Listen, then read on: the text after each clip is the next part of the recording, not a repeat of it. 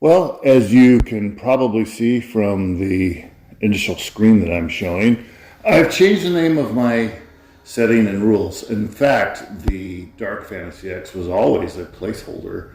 I just used it for so long that I kind of forgot that it was a placeholder or didn't think about it much. But when I created it, I never meant for it to be permanent. And for various reasons, just in the last couple of days, I've finally come up with the name that I want to use, Shadow of Old Night. This reflects, of course, the very horror-themed Call of Cthulhu-like vibe to it, but in a fantasy setting.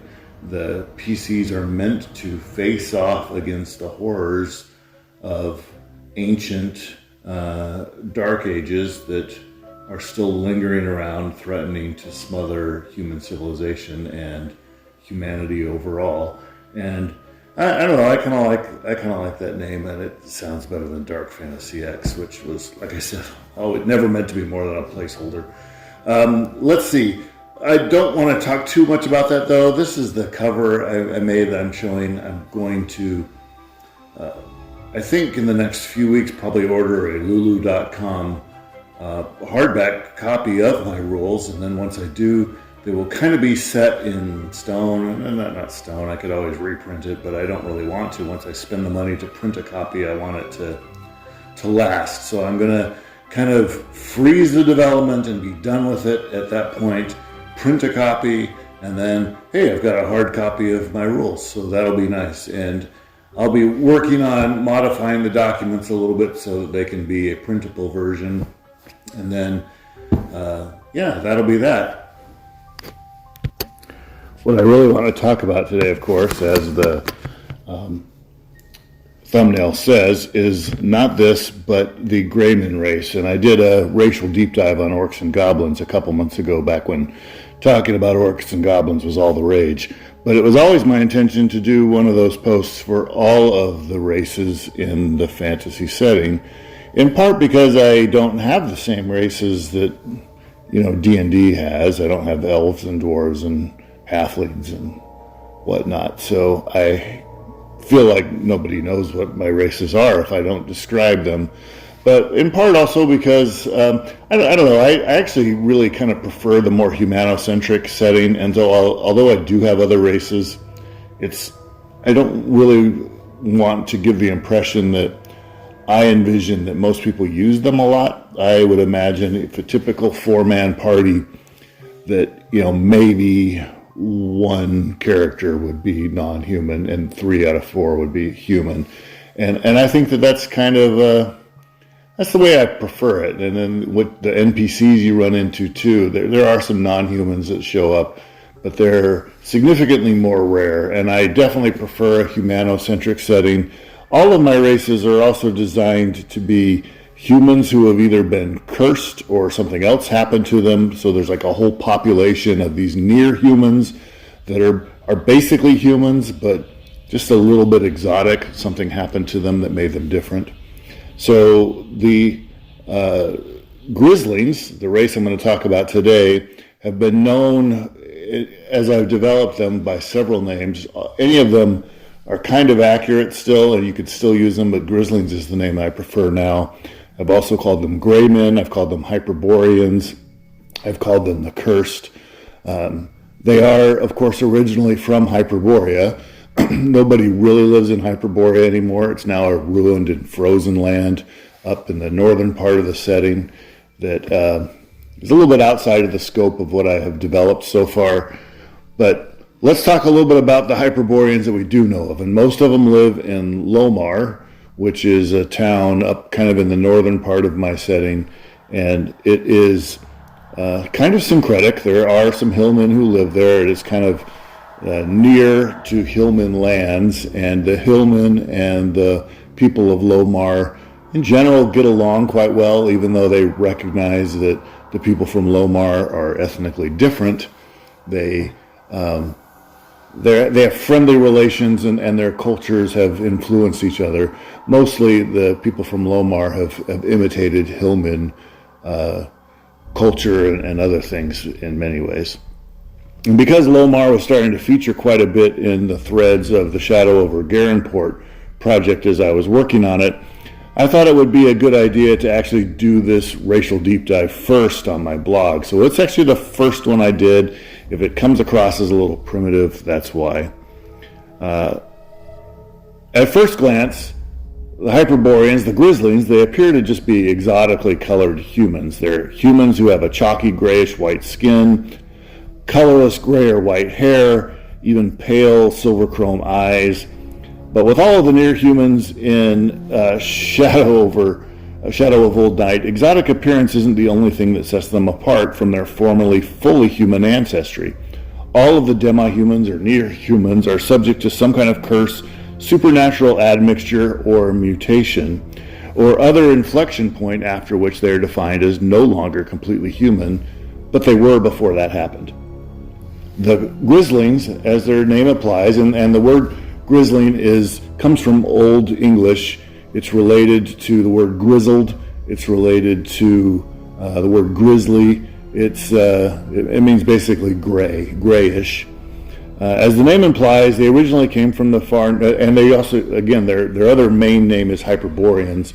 Although Hyperboreans is a more generic term, the people from Lomar are Hyperboreans, but there are in theory other Hyperboreans besides just the people of Lomar.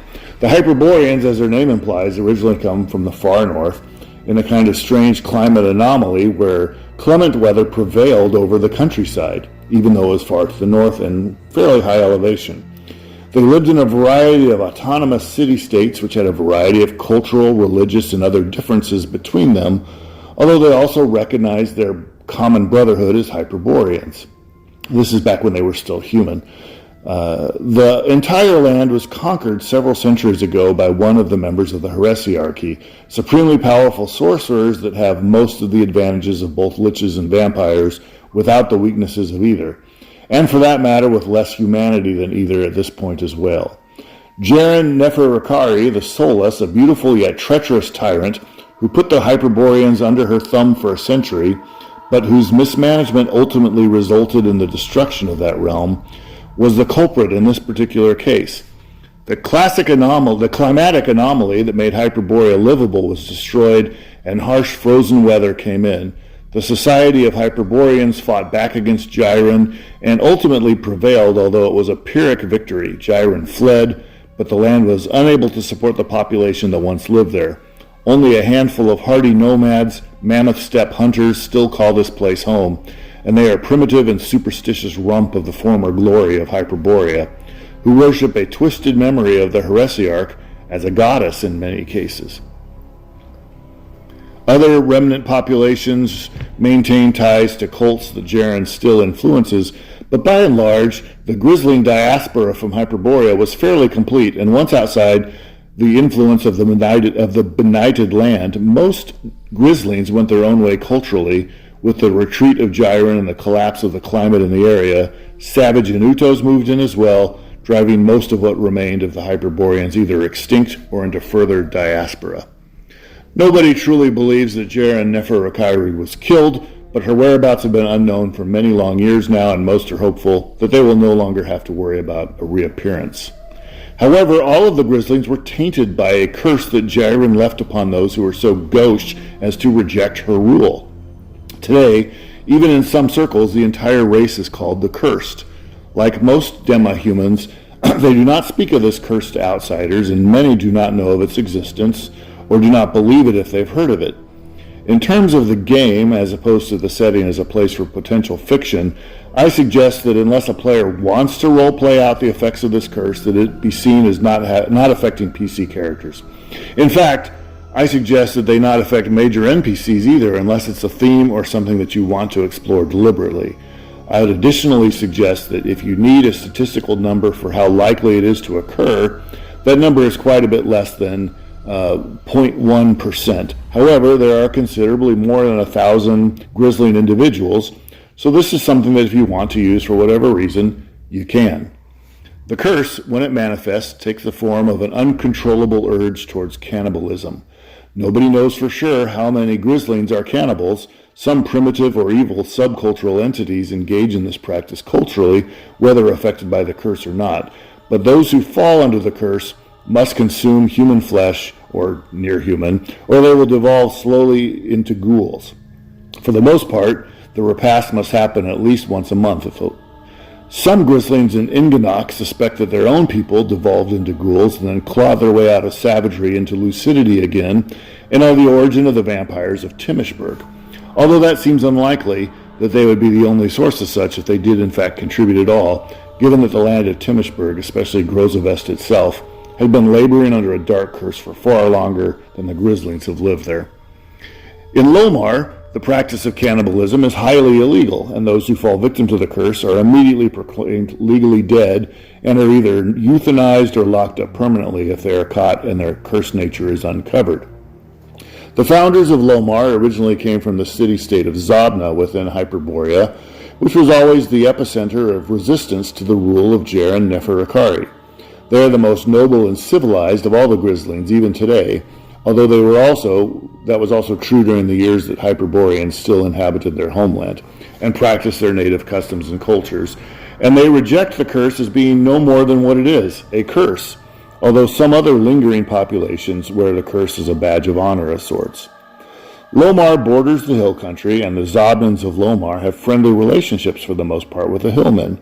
A brisk naval trade passes between Lomar and the hillman cities of Grozavest and Waychester, as well as numerous smaller ports and stops along the shores of the Darkling Sea.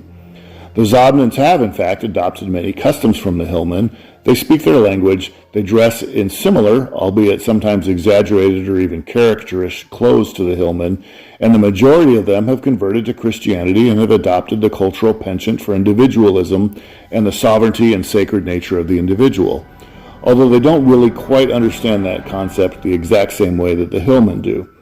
All in all, Lomar is a success story of migration and establishment and peaceful coexistence and syncretism with the hillmen, many of whom are welcome to live among them within the city itself.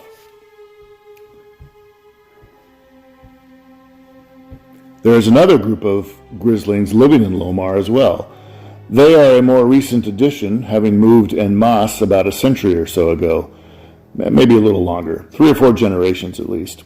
They hail from the old Hyperborean city-state of Nyx, which was hit much harder in the Pyrrhic Wars of Freedom that drove off Jer and Neferakari, so they represent a much smaller population, but they are still a sizable plurality of the population of Lomar today, somewhere between 20 and 25%. Hillmen and other non-Grislings represent another 20-25% or so. Zobnans make up the majority, 50-60% of the population. The Nyxians are not nearly so cosmopolitan as the Zobnans and hang on stubbornly, and in fact somewhat bitterly, to their traditional ways as best they can, although attrition of younger generations who forego Nyxian traditions and assimilate into the Zobnan mainstream is a real issue. They dress all in dark, often prefer a savage appearance with strange shavings in their hair, tattoos, and other barbaric cues. They often speak their dialect of Old Hyperborean language among themselves, and resent having to use the common speech of the 3 realms. Few of them are Christians, and they malign that faith, sticking with their own ancient cults. Although illegal in Zabna, some of them practice cultic cannibalism in secret, and they often protect rather than surrender those of their number who fall victim to the curse of the Grislings. Although they fought for their freedom against Jair and Neferakari in generations past, they suffered more than most for their travail in that regard. Their cult has been infiltrated from almost the beginning by agents of the heresiarch, and they unknowingly work for aims that further her goals in ways that would see the Nyxians continue to suffer. The cultural and political tensions between Zobnans and Nyxians in Lomar has threatened at some points to boil over into riots, suppression, expulsion, or even genocide, as the 2 camps aren't really capable of living in peace. Their goals are too incompatible. The Zobnans want to welcome the Nyxians as long-lost brothers, but the Nyxians all too often have no use for the Zobnans, want to see their way of life destroyed as an insult to old Hyperborea, and feel that those who won't convert to their radical death cult simply need to be removed, one way or another. Finally, after many, many years, some of the Zobnans are starting to wake up to the incompatibility of these goals with their own way of life, and are starting to feel that the Nixians who won't assimilate need to be exiled from Zobna, or put to death if they will not leave on their own, as the only way to preserve their own way of life for them and their children. In the past, these tensions have always managed to be tamped down by the Lord Mayor, the councilmen, and their representatives, but the root disconnect remains. Finally, there's a small population also of secretive Grislings who live in Inganok and Timishburg, who come from neither Zobna nor Nix. While secretive and sticking to themselves, they also have lost most of their cultural distinctiveness and aren't really any more secretive or unfriendly than most other in that benighted small communities elsewhere in Timishburg. Their claim to fame is the mining of onyx from the Onyx Peaks and fishing in the ocean and Ryazan Bay. They're also famous among those who know them, who are few, famous maybe isn't quite the right word, for their pessimism and stoicism in the face of adversity. They seem to have been in Timishburg since before the coming of the Timishers, back when it was a different kingdom called Tarushnopti.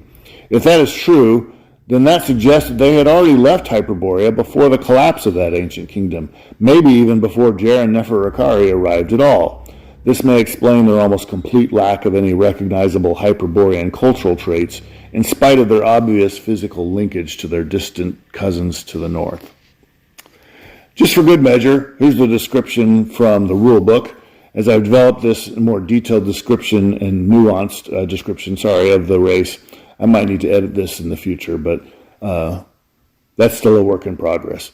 The Grislings have a racial affinity for stealth, +1 to athletics, and +1 to knowledge. These characters are exiles from long-lost Hyperborea. They have exotically pale, chalk-colored skin, hair, and eyes, and are altogether almost completely colorless. They speak in a voice many of them speak in a voice that sounds like a rasping whisper.